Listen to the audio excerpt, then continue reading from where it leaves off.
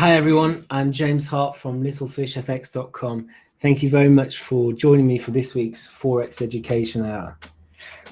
In today's session, we're going to discuss what's one of the most popular trading strategies or trading methods, and that is breakout trading. Now, I'm sure that quite a few of you will probably have some knowledge of breakout trading. Perhaps some of you don't, but breakout trading, as simple as it may seem in theory, is really an incredibly powerful trading method that if you're able to use correctly and develop a solid strategy around, can be really useful. So that's what we're going to look at in today's session, exactly what breakout trading is, the different methods you can use within breakout trading, and some tools that you can also use to help you. So as ever, if you guys have any questions during the show, please just write them in the chat function. I'll stop periodically to answer them. So first of all, what is breakout trading? Well, as the name suggests, this method is a simple continuation style method where essentially we're looking to capture a burst in price as it breaks out of a trading range. So for those of you who are unaware, a trading range is simply a section of price action or a phase of price action that we see where price is contained between a defined high point and a defined low point. So essentially with this strategy, we're looking to define a range, identify an area where price looks trapped between an upper and lower level, and then we're looking to enter as price breaks out through either the upper or lower limit. So that's the bottom line to this method, simply looking to identify a range and trade as price breaks out. So it sounds pretty simple, and it is certainly, but as with all strategies, it's a little more difficult in practice than in theory. So one of the key aspects to success in trading this method, and you might have guessed it already, is in how you define the range. Now, there are many ways to define trading ranges, from simple time-based ranges, e.g. the high and low of the last 20 days or the last 30 minutes, the yearly high, etc., through to looking to identify consecutive breaks of highs and lows, so price-based ranges. Now, as I said, the reason why finding the range is absolutely key to success in this method is because unless you're looking at the right levels, your chances of success are diminished. So it is really important to practice finding the range and to get really confident in identifying the range. Once you have a clear range identified and you're confident that you're looking at the right levels, then your chances of the trade working are greatly improved. So let's take a look at some examples and talk about how we can identify the range.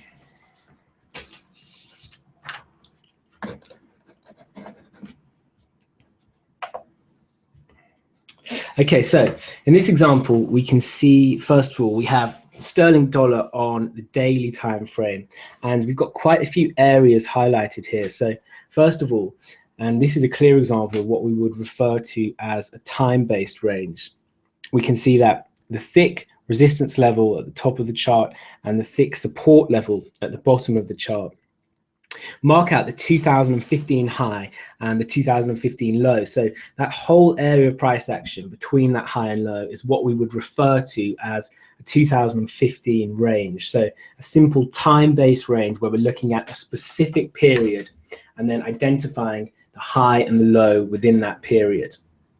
So now, within this 2015 range, you can also see that we've got several smaller areas highlighted. So these ranges develop simply because we see price hemmed in between two specific levels or areas. And for those of you who were in the support and resistance webinar, you'll know that this occurs due to the underlying order flow in the markets and the buildup of supply and demand that we see at certain levels. So as this is a daily chart, you can see that some of these ranges last for a handful of days. Like these sections here, we have quite small ranges. Other sections you can see are quite pronounced and go on for a lot longer. Again, these ranges aren't time-based, these are price specific. So until the high or the low is broken, the range is intact. So let's zoom in on this area here and take a look. So this is the first range that we saw develop after the sell-off from what transpired to be the 2015 high. Okay, so in this example, we can see that we've got the exact same area we just saw on the daily chart, much more clearly on the 60-minute chart.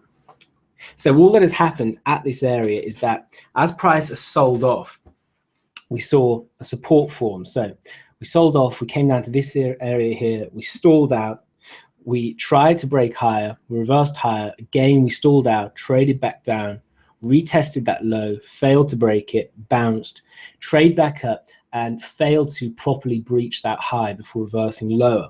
So at this point here, we would mark in our range high and our range low. At the point that we bounce from the low here, we can see that we have two price touches giving us a clear support level.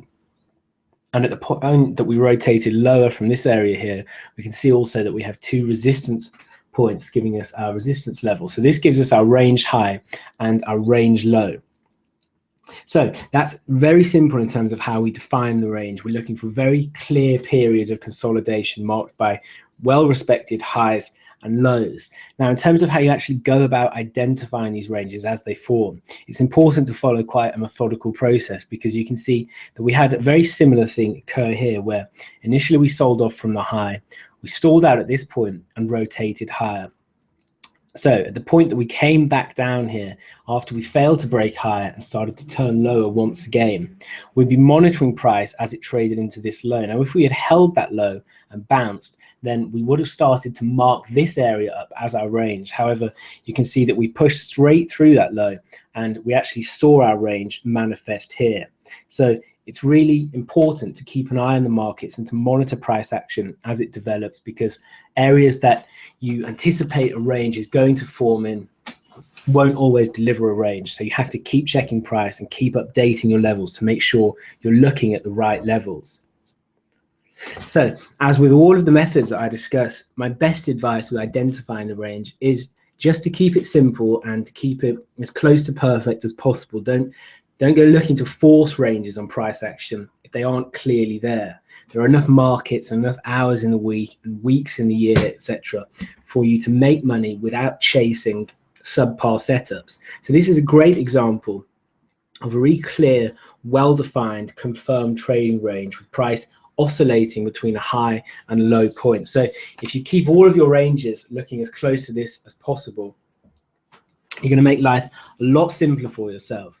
And this is one of the big problems that so many traders have actually with breakout strategies, is that they look to get involved in the markets too often, and too often that involves getting into a subpar area of price action, getting into an ill-defined range. So look to keep it nice and clear and nice and simple, and that's going to make it far easier for you to identify proper breakouts. So again, here is another good example. This is a range on a H4 charts that formed in sterling Kiwi. And again, you can see how clear cut the range is.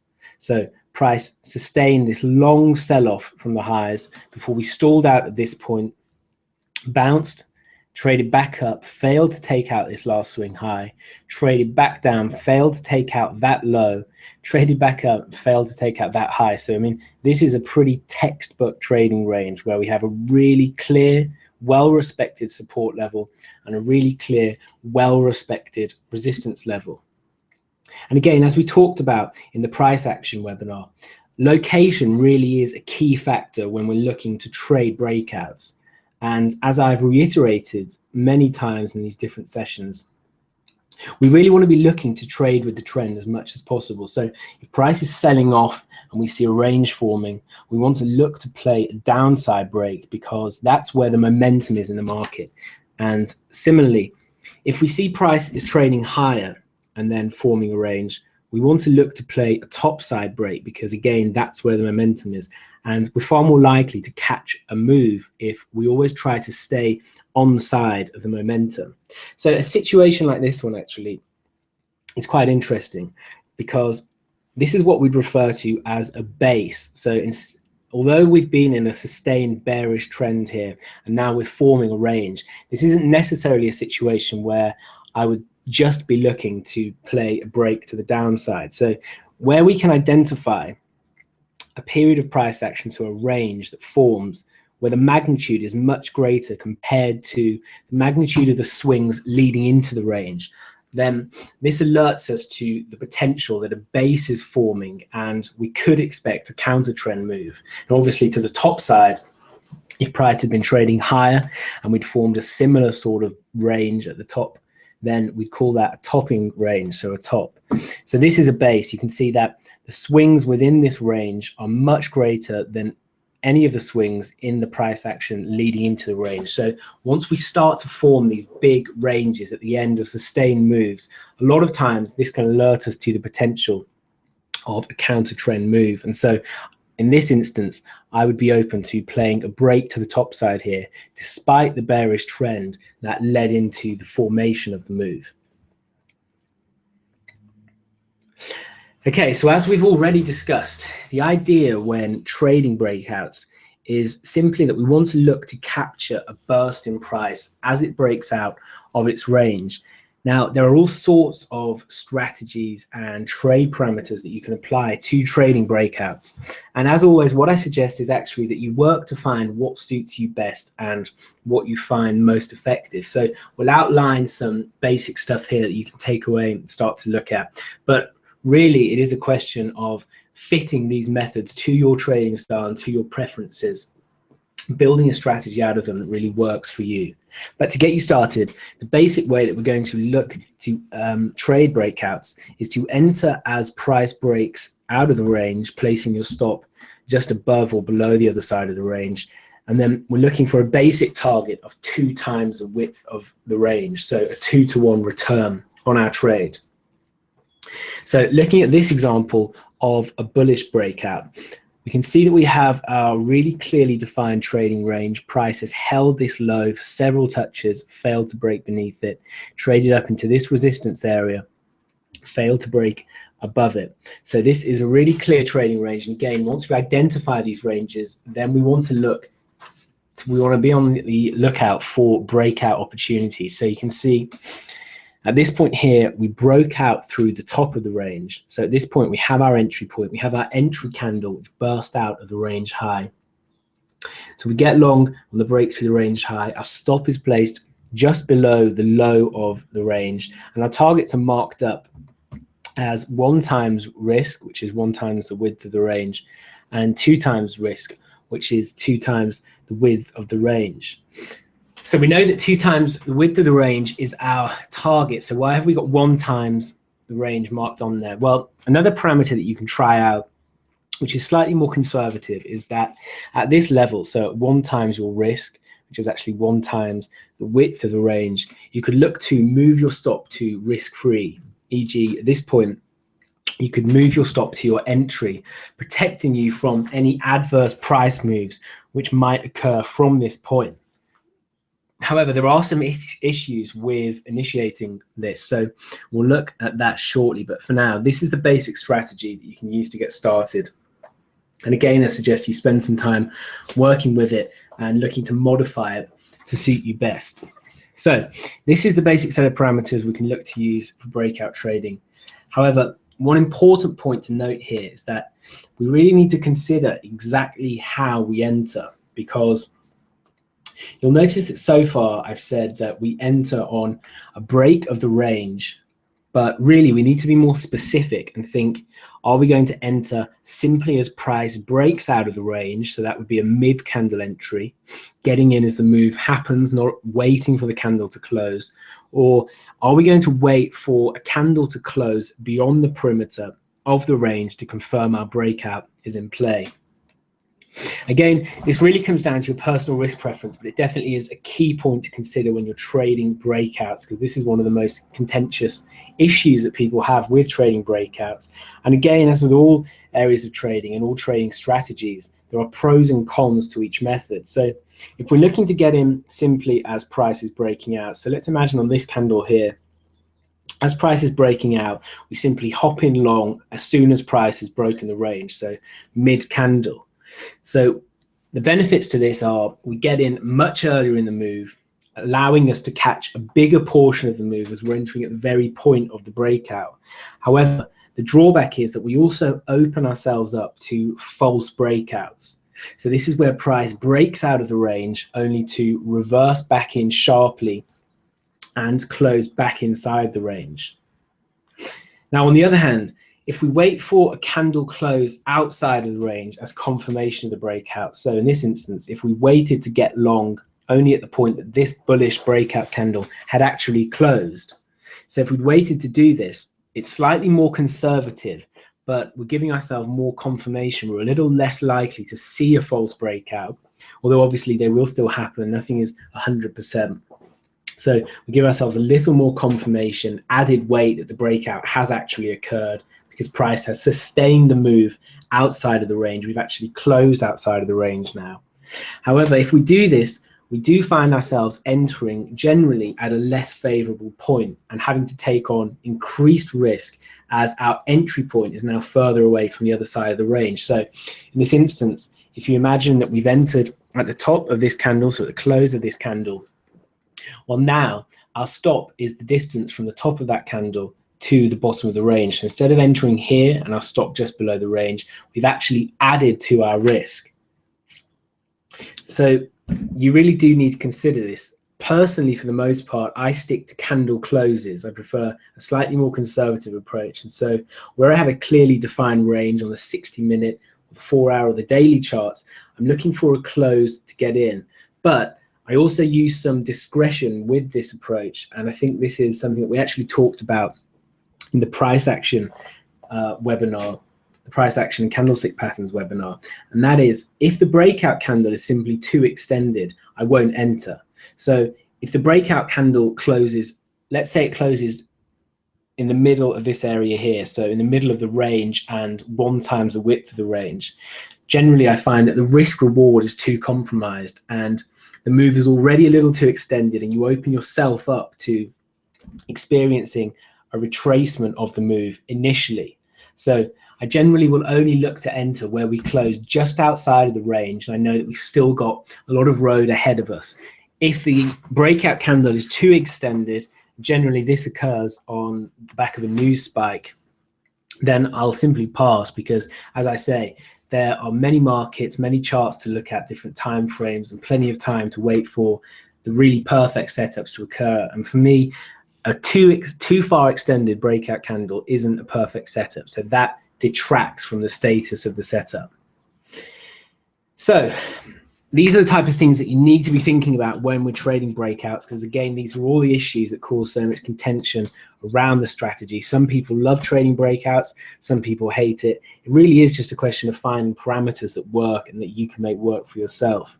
So with that in mind, let's take a look at another way in which you can trade breakouts, and that is to trade the retest of the breakout. Now, this method really comes back to considering your personal risk profile in how you trade breakouts. So you see, as we mentioned earlier, even if you opt for the more conservative approach of waiting for a candle to close to confirm the breakout, there is still a risk that the breakout is false and the price will simply reverse and head back inside the range. This is a very typical, very common scenario. It's called a run and reverse, where we get an extension candle that moves beyond the range. The next candle just shoots right back up into the range.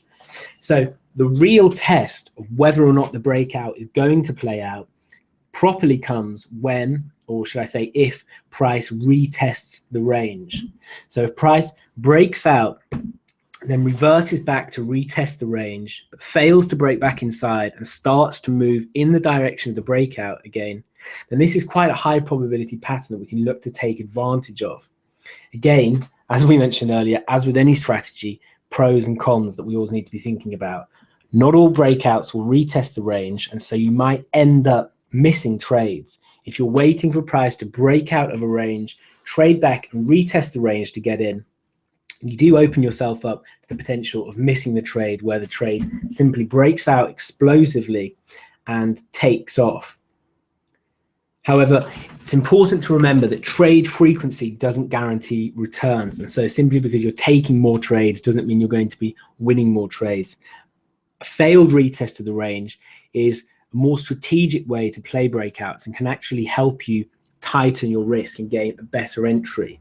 So when we trade the basic breakout method, So looking at this range here, when we trade the basic breakout method, we get in as we break out of the range. Our stop is on the other side of the range, because we need to allow for the possibility of price trading back within the range before it moves lower again, or moves in the direction of the breakout rather. Obviously here it's lower because we're using a bearish example. However, when we retest the range, or when we trade the retest of the range, price has broken out, it's confirmed outside of the range, traded back up, retested the breakout and failed. So the failure at the point of trying to break back inside the range signals to us that the breakout is in play. So as this is the case, generally I find that we no longer need to place our stop on the other side of the range. We can look, for instance, to place our stop at the midpoint of the range. So very simply just using the Fibonacci tool and marking the midpoint of the range, or even being a little more tactical, looking to use recent structural areas, so recent swing highs and swing lows. So in this instance, we can see that the last set of highs before we break down were at this point here. So if we got short on the retest here, we could place stops just above these highs.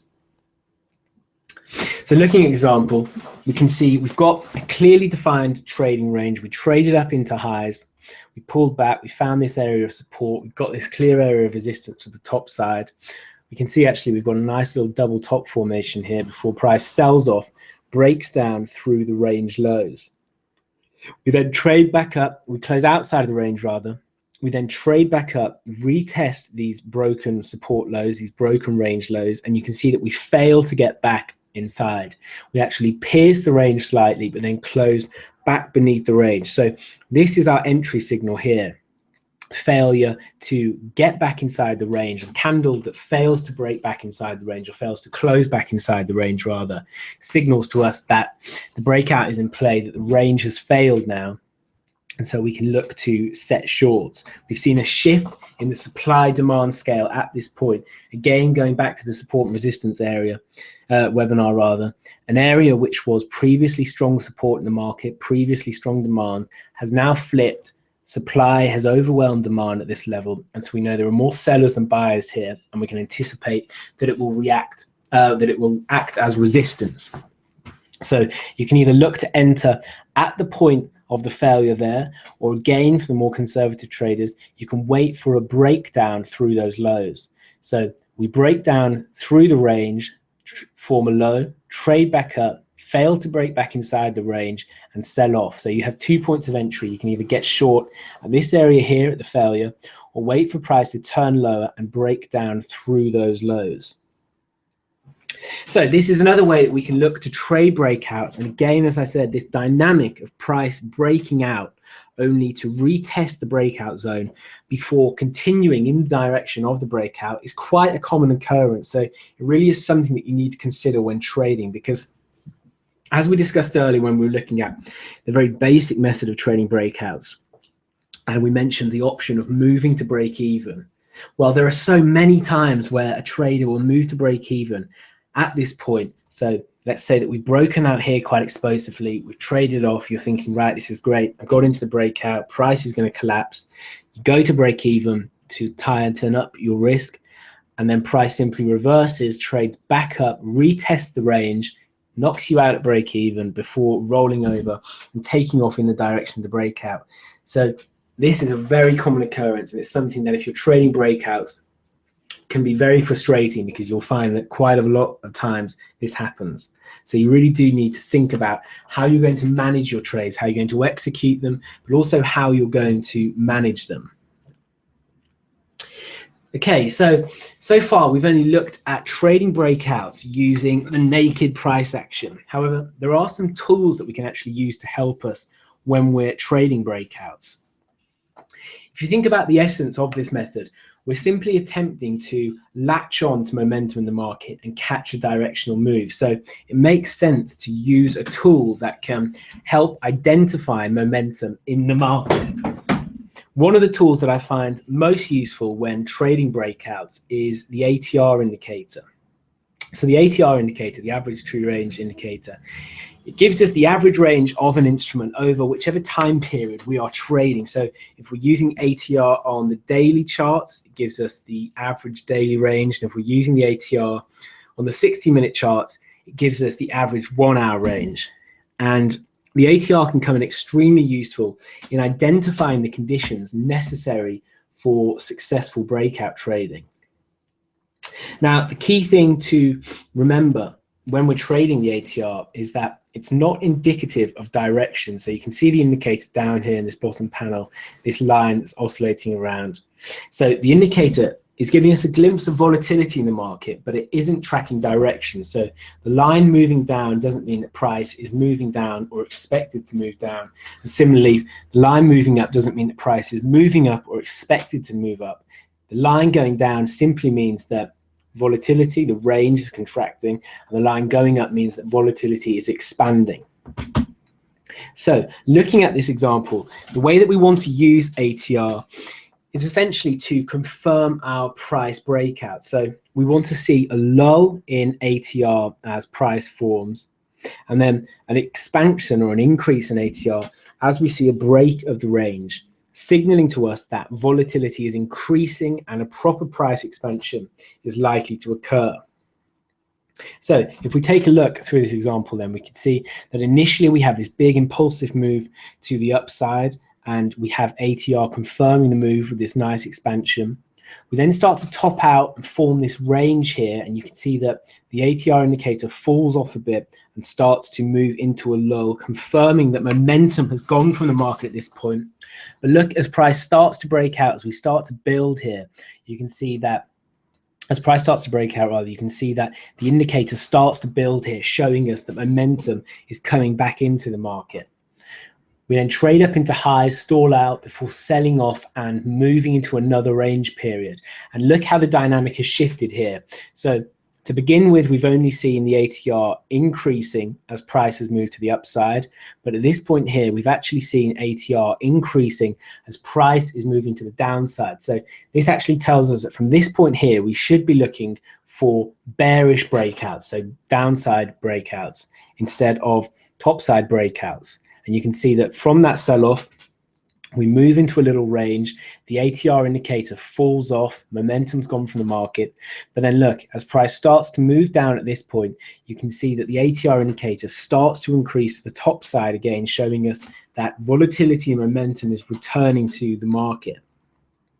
Now, interestingly at this point, and why it makes a really good example, again, going back to what we just said about how the indicator picks up on the shift in momentum attached to direction here, because where previously we saw momentum increasing as price moves to the top side, here we saw momentum increasing as price moves to the downside. And you can see here, as price broke out of this range, this initial range, and momentum was increasing, we didn't see a proper sustained breakout. We moved into another lull, another range band period.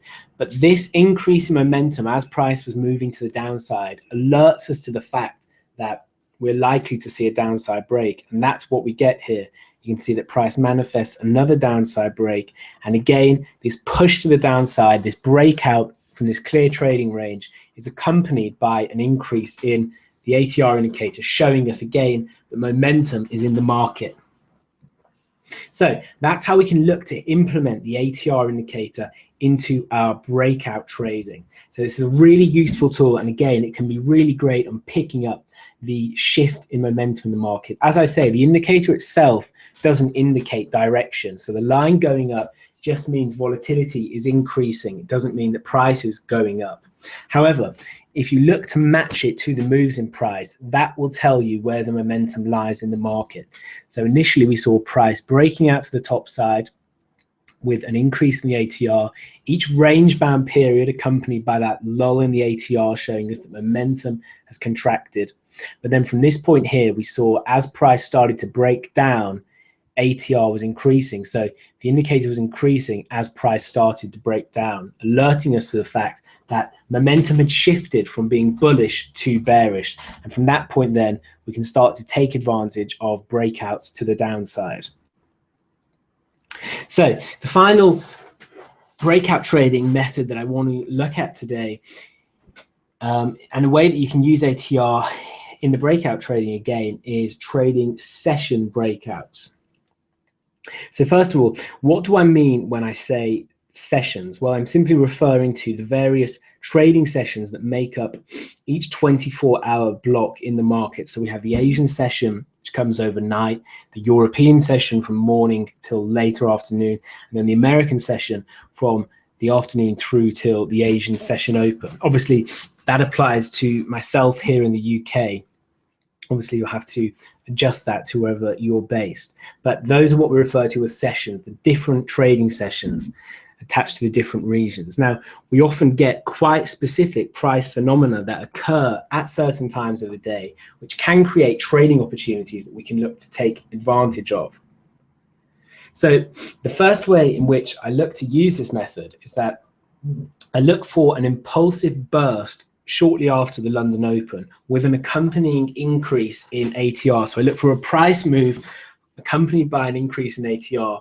I then look for a very brief period of consolidation before looking to trade a continuation, a breakout. And this is quite a specific way to use this strategy. It doesn't always occur, but where it does, it can be a very simple, very effective way of gaining entry to a decent move. So looking at this example here, we can see that price moves to the top side shortly after the London Open. So London Open, it's around 8:30 here. We just opened at 8 o'clock. We push to the upside, and you can see that as we're moving higher, ATR is moving high, indicating to us that momentum is in the market now. And you can see that once we've made this big impulsive move to the upside, we actually stall out and form this very brief period of consolidation before we start to push to the top side once again.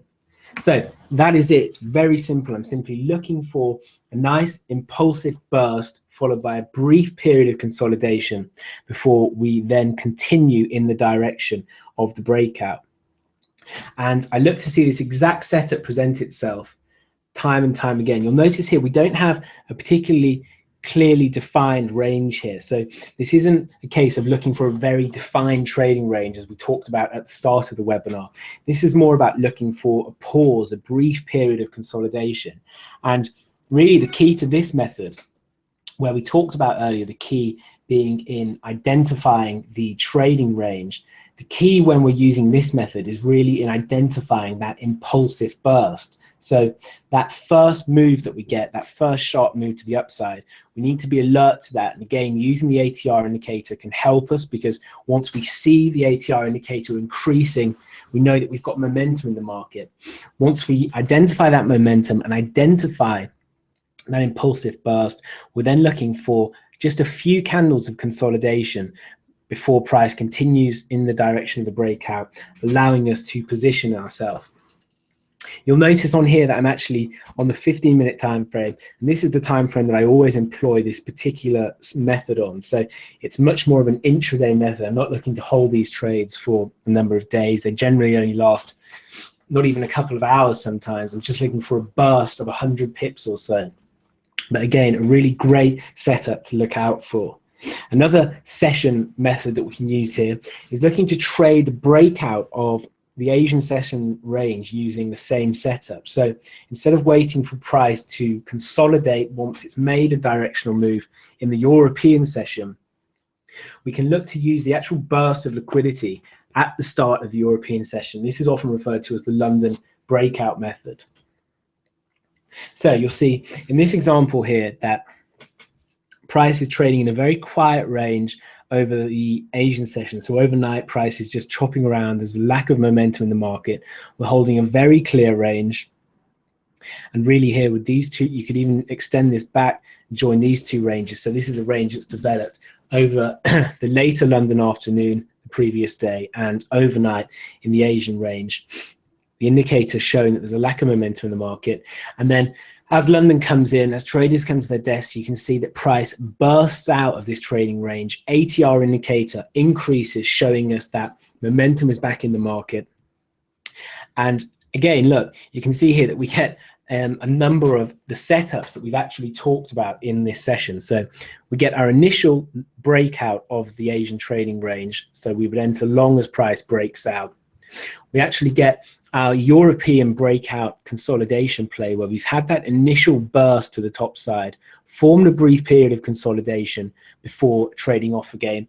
And we actually got what was a retest of the Asian session range. So we had our Asian session range, we broke out, traded back down, failed to break back inside, and took off again. So this is a really great example of the different setups that we've looked at, and really shows you how you can use these in your trading. So depending on which method particularly appeals to you or that you find easiest to use, there are a number of ways that you could have entered in this setup. And again, going back to what I said earlier, the issue that most people have when they're trading these methods is that they're looking to apply them to the markets day after day without any consideration for market conditions. They're just eager to trade and hoping that the trades work. So I've shown you two particularly great examples of these setups here, and my advice is that you print them off and simply wait for setups that only look pretty much as close to these two as possible. So that's really what I advocate when it comes to trading and to trading any strategy, is that you get a really clear idea of what your ideal setups look like, and then only take trades that come as close to those as possible. And this way you avoid the agony of looking at messy charts, trying to figure out if you should trade or if you shouldn't trade, and you avoid the many unnecessary losing trades that will damage not only your account but also your confidence in trading. So there will be many, many days when no setups present themselves, but that's fine. You just want to look to stick to the clearest, most well-defined setups. Give yourself an easier time, generally be more successful. Okay, guys, I hope you found the session useful. As always, we've covered quite a lot in a short period of time. So I'm really excited. I hope you're really excited, rather, by the possibilities of breakout trading. We've looked at breakout trading in its simplest form. We've discussed basic strategy parameters. Again, I suggest you go away and look to modify and build out. We've also considered some different entry options and how they relate to your own personal risk profile, looking at some different tools that you can use to help you in trading breakouts and some specific strategies. So I look forward to next week's session. And as ever, in the meantime, if you have any questions, please just email me. My email is james@littlefishfx. You can email me with any questions about the webinars or any topics that you'd like discussed. And in the meantime, please check out the website, www.littlefishfx.com. If you're interested in the live trading room, the daily trade ideas that we're giving, daily Forex reports, and much more, as well as all of the free Forex education material we've got and the Forex Master course. I'm sure there's stuff on there that will appeal to all of you. Okay, thanks a lot, everyone. I'll catch you next week. Cheers.